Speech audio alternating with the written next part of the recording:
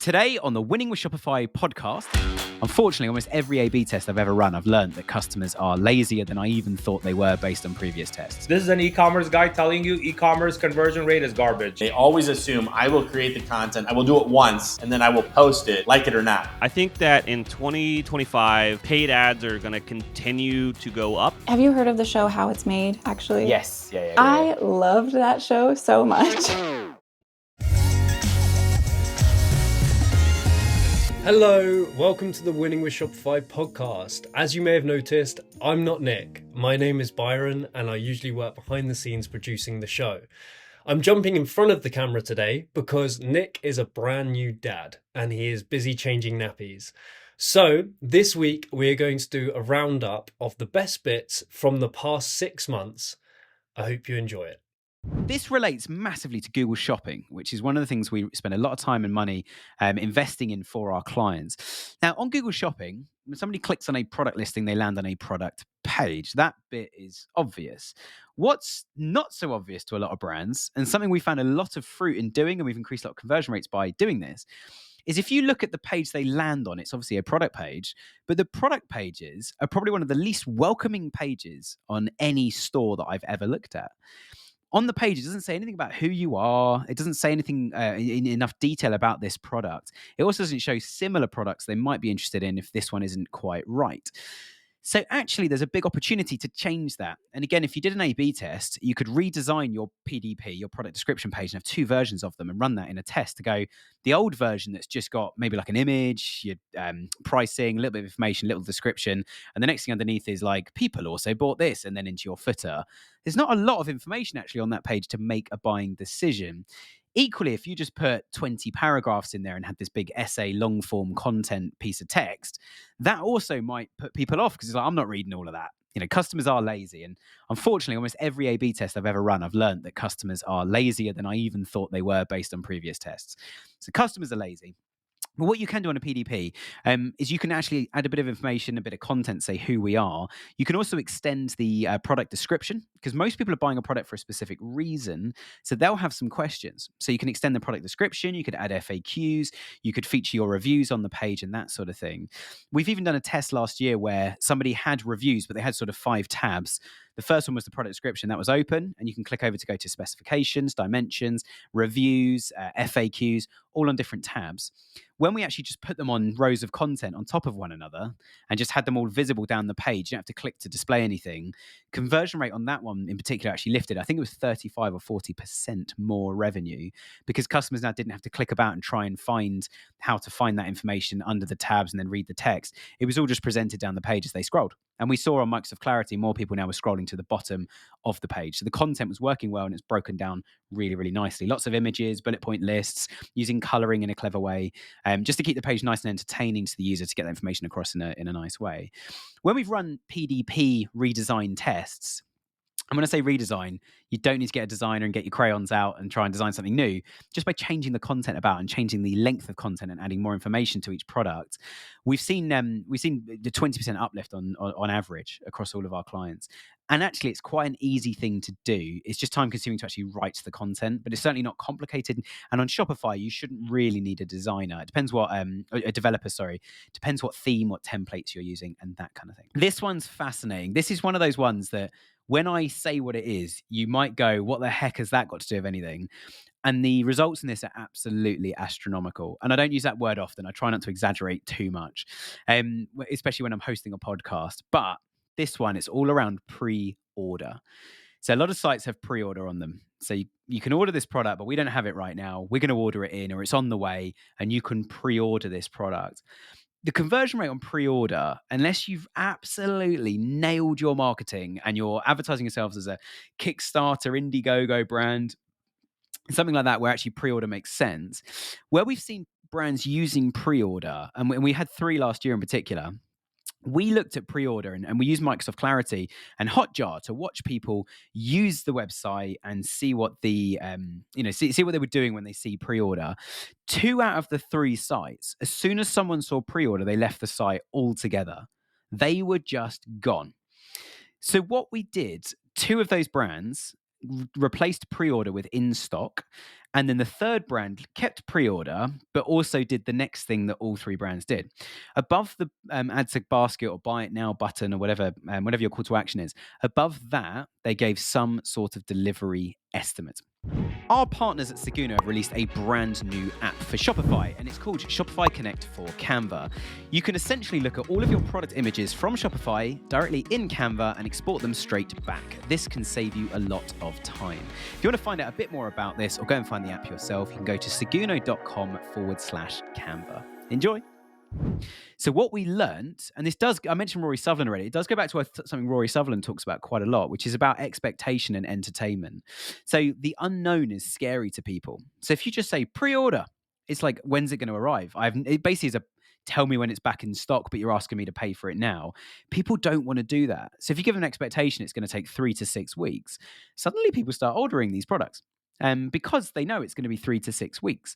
And if you've done your research in marketing well, that 3 to 6 weeks is totally achievable. It's actually going to be like 1 to 3, but we're going to put 3 to 4 as the estimate. So we're going to under promise, going to over deliver, and customers will be really happy. We'll get better reviews. We can feature those reviews on the site, like I was talking about earlier, and our whole business starts to grow nicely and organically. So this one's been amazing. And the worst result we had out of those three was a 40% uplift on pre-order items. So we were now making 40% more revenue on pre-order.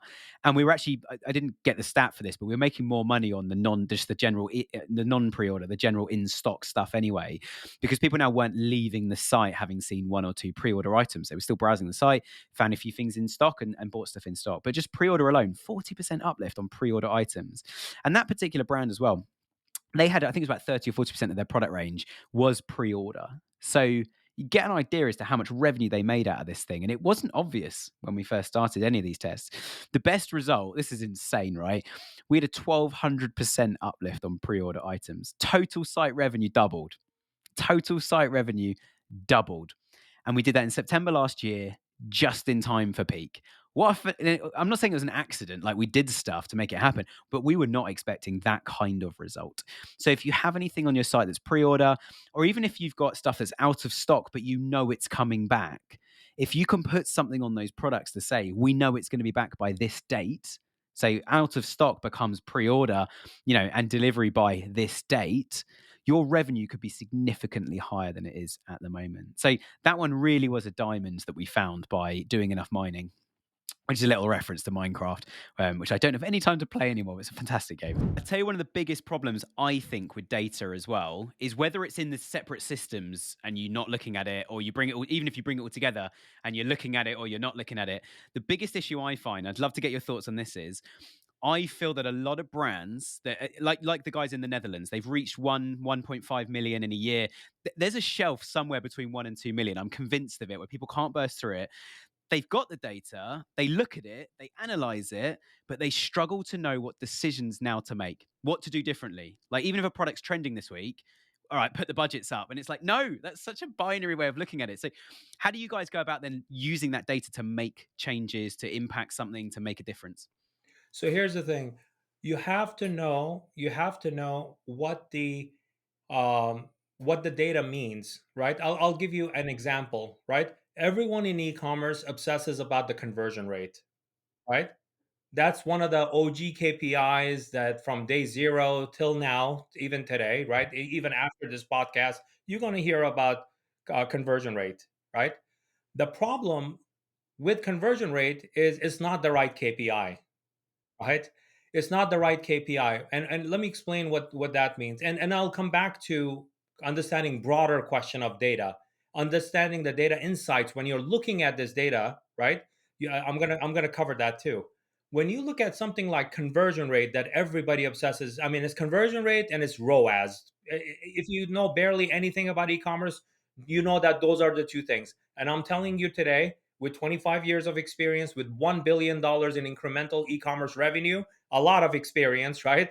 Conversion rate is the wrong KPI, right? This is an e-commerce guy telling you e-commerce conversion rate is garbage, right? And I'll give you a very crude example, right? You enter a room, right? A hypothetical room. The right side of the room has 50 NBA basketball players from the US, right? Very tall people, right? And the other half are the dwarfs from Lord of the Rings, the other 50. Legends. I Yep. say, Nick, based on this data, tell me the average height of the room. You'll come back and say 5'7" Then my follow-up question, how many 5'7" people do you have in there? Zero. The answer is zero. Yep. Conversion rate gives you that sort of garbage information. It doesn't give you any information, nothing useful there. In fact, in my case, in my program, I've replaced that, and I've done this for many years now. The term is session value, right? And what is a session value? A session value is if you want to look at broad your entire website for a time period, let's say December 1 through December 31, 2024, that just ended, right? We're recording this at the end of January right now, right? So that time period, you look at the total revenue, net sales or gross sales, however you want to look at it. You take that number, you divide it by the number of total sessions you had, right, for your site, and that gives you a global session value for your site. That dollar value, that pound sterling, that euro value that you see, right? It tells you the productivity of the sessions you bring in. This whole mixed bag of email marketing, SEO, paid ads from Google ads and meta ads and affiliate marketing and influencer marketing, all of it, right? Your own branding. It all that mix tells you what the session value is. So if you want to increase your business as is, there's an art and science to touching different channels, but if you do the same thing or similar thing, there might be some reduction in the quality of the productivity, that dollar amount, like $1.27 per session, right? That's how much revenue you collect for every session that shows up to your site, right? Now, what I would do is that's my global index. That's my number for my site. Then I look at meta ads. I look at outbound clicks. That's the number of sessions or equivalent of sessions that they sent to me, outbound clicks from meta ads. And I look at what Meta reports as attributed revenue, right? We know it's a mixed bag, but let's say that let's say because they always over report, by the way. Meta ads always over reports. Google ads, because of lawsuits over the past almost 25, 30 years, they underreport attribution, right? So what Google ads tells you on their site, on their admin portal, what your ROAS is for a campaign, it's usually off by 30%, 30 to 40%. In case of meta ads, they way over report by multiples, right? That's how bad the data is. So, but if you look at that number and you divide the revenue from Meta, what it's reporting as attributed revenue, divided by outbound clicks, it will give you the productivity of the revenue for you to generate if you were to increase your budget on Meta ads and deliver more traffic similar to modeled after AI, Advantage Plus, whatever, right? It will generate more revenue similar to that, right? Similar to it, not exactly, but similar. We will talk about attribution a little bit later, right? With Google Ads, you will look at the same thing, right? When you're looking at this is where you talked about where do you pull the lever, right? When you're looking at the data, where do you see, like, what am I seeing? It's very clear with session value for me, right? If I see that cost per click or cost per session on Google, let's say, is $1.50, right? But it generates revenue per session, it generates let's say $7, right? And then compared to that, on the meta ad side, it costs 50 cents to get the traffic. However, it generates revenue per session, maybe $2 or $3. Where do you put your money between in this hypothetical scenario? It means that what you're doing is you're over investing in meta ads and you're under investing and you're choking a channel that could actually generate a lot more traffic. Let's say even that $7 revenue per session comes down to $5. It still is beating, even you have that inefficiency in Google ads, it still is beating meta ads in a bigger picture. And I was going to ask, like, how much should someone invest in like round one? And I think $1,000 to work with 5 good micro influencers. But doing exactly what you say, and I'd love to kind of dig more into this, especially when it's around that kind of gifting piece. That here's a product plus $200, as you say, each. That's what we're going to provide. That will get us some. I take it that will get some good shop window space and attention of a few good micro influencers. Will it? If you put 200 per post, amazing. But I think the most important thing is like setting that expectation, isn't it? Having a conversation with saying we need to get like if we're spending $1,000 or $200 with you guys, 1,000 total, so we're giving you $200 to do a few posts with us, we probably need to make $400 or $500 back in revenue, given our margins, and almost set that as an expectation. Say, look, if you can help us achieve this, then actually there's $200 pretty much whenever you want it. If you continue to deliver that 2-to-1, 3-to-1, 4-to-1, almost ROI, and it's important to set that expectation, isn't it? It is, yeah. Let them know, hey, here's our goal, right? We want to sell. So we want you to sell so that we can keep doing this. And we look at these engagements, these collabs, as basically kind of like dating, right? It's a one-time thing, but we would love to have dinner again, right? And we would love this for this to be a regular thing. Do you ever find that in your warehouse you have dead stock? You can't sell it, no one wants to buy it, and you can't get a refund on it. Or alternatively, you're missing inventory in your warehouse that you need. You've got sales coming in and you're low on stock and you haven't ordered more stock in time. All these things hit profit, and I've been there. I've run my own Shopify store and had exactly that problem. But we've partnered it up with Inventory Planner, who have the most incredible app to help you manage that and forecast exactly what products, what SKUs, even down to what color of product you need to order in advance to make sure stock levels remain consistent throughout. They're also running a 7-day boot camp. And if you want to go and sign up to that, it's 7 emails over 7 days. And it takes the same amount of time as your morning coffee. And in 7 days, like me, you can become an inventory management pro. Both links are in the description. Enjoy. And on the influencer side, influencers want nothing more than regular brands to work with, a long-term engagement. And some will, it's kind of ironic because if you go out to Instagram and you start DMing influencers, it's going to be crickets. Nobody is going to reply to you. It's going to be very hard to get a hold of people. And then you start talking to them on a platform like ours, and they'll say, oh, hey, you want to sign up for 3 months, 6 months? But that's kind of the beauty of the collab is like, we're going to do this once and see how we do. Yes. Let them know, hey, here's our goals and here's how you can sell also. I think they kind of know, like, from the content that they're creating, I like to go hands off because they're called creators for a reason. They can do a much better job than I can come up with. And I like to be as hands off as I can. Like, hey, I'm going to send you this and you do your thing, right? But let them know for sure the business goals and especially the mechanics of it. Like, hey, we're selling this product. Can you get people back to this page specifically? So here's the URL. And here's where we want them to go so that we can sell. And I want to be able to track these sales so that we can work together again next month. In the kind of light of setting expectations and doing gifting campaign, how should a brand kind of get up in the morning and set themselves right with all the influencers to make sure that they can either use or not use, but know what they want to do with the content, or at least keep their options open? Yeah, great question. And that comes up a lot, Nick. And often we'll have brands who want to do A, B, or C, or some combination, or D, or E, or F. And anything is possible. But the expectations, to your point, are very important because by industry default, it's A. So if you just start working with someone, the expectation on the influencer and the creator side is that it's going to be A. They're going to create the content. They are going to post it on their social media feeds, and it belongs to them.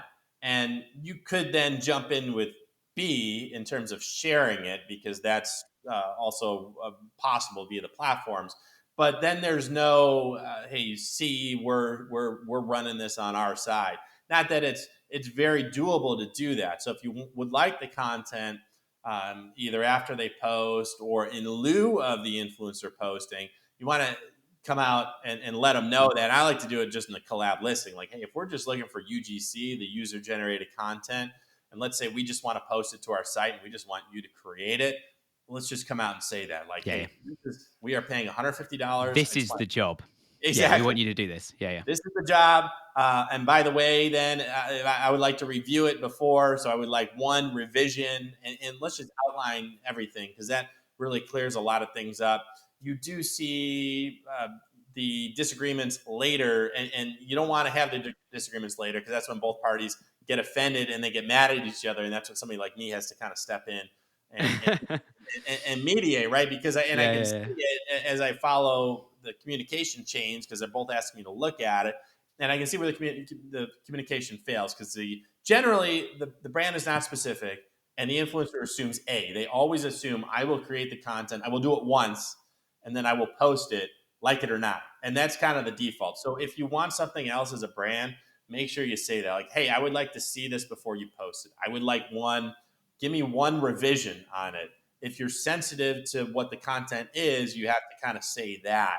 I would say as a brand, it's not really fair to change the rules after. You can't say, hey, I don't like that if you didn't kind of provision for it, or you can't say, hey, this didn't sell anything, I'm not going to pay you. That's not cool either, because the influencer made the video, to the best of their ability, right? So as a brand, you want to define the rules early on, and honestly, it's something you can do, and this is something we do provide our clients with. I had our attorney whipped up a nice little 4-page agreement, very informal, but it'll it's something that you can put, and you can put the bullet points in. Hey, here's what we're looking for. We're looking for this X, Y, and Z, and you send it via hello sign and the influencer sign, and you're all on the same page going in.